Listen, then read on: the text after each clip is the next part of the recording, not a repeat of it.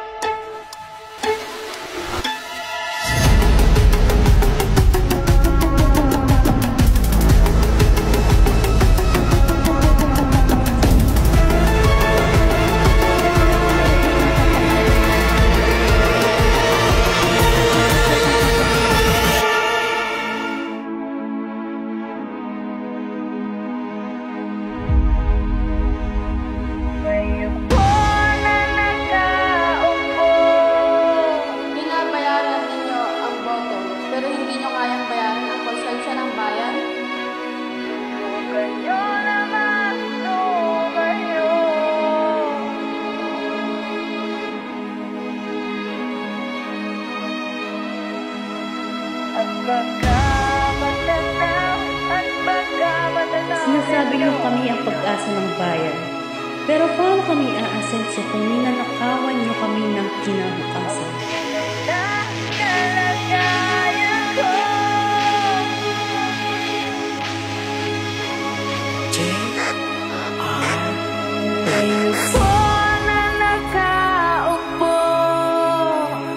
Subukan nyo naman tumayo at baka matanaw ninyo ang tunay na kalagayan ko.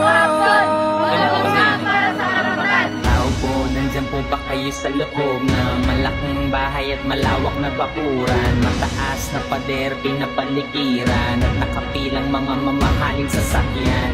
Mga bantay na laging bulong ng bulong, wala namang kasal pero marami ang nakaparong. Lumakas man ang ulan ay walang bugas ang bubong, mga plato kutsara na hindi kilala ang dugong. At ang hanin ay 5 ng gatas na nasa kahon, at kahit na hindi pasko sa lamesa ay may hamon. Ang sarap sigurong manirahan sa bahay na ganyan. Sabi pa nila ay ituturing matatagpuan ang tao na nagmamay-ari ng isang upuan, na pag may pagkakatao'y pinag-aagawan. Kaya naman hindi niya pinakakawalan, kung makikita ko lamang sa ayak na sisigawan.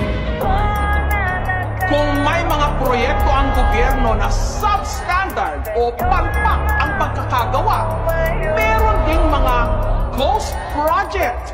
Pinondohan ng ating mga buwis at ng gobyerno. Pero niho, wala pala itinayo. Masyadong halata, bato sa langit. Ang matama ay huwag magkalito. Bato sa langit. Ang magtamaan ay huwag masyadong halata.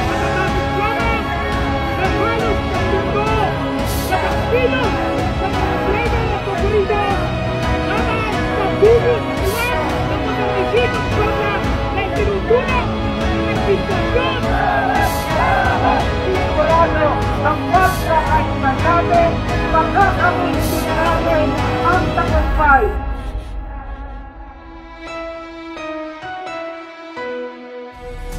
Marami ang nangangamba, tayo pa rin ba ang pag-asa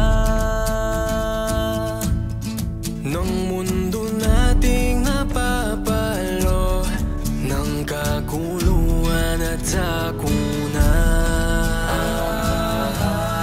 Ang pagbabago ay dapat na sa sarili nagsisimula. Kapit kamay nating pagtulungan, makamit ang payapang buhay. Ang tunay na laban ay hindi sa kalsada lamang, kundi sa ating puso. Sa bawat desisyong hindi natin binibili, sa bawat pagkakataong pinipili nating maging totoo.